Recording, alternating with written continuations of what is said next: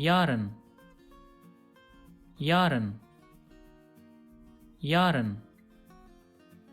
Yarın evde kalacağım. Yarın evde kalacağım. Yarın evde kalacağım. Yarın hava yağmurlu olacak. Yarın hava yağmurlu olacak. Yarın hava yağmurlu olacak. Yarın okullar kapalı olacak.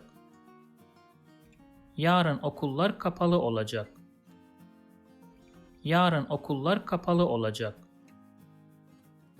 If you like this video, please subscribe to my channel below for more videos on Turkish grammar, vocabulary and pronunciation.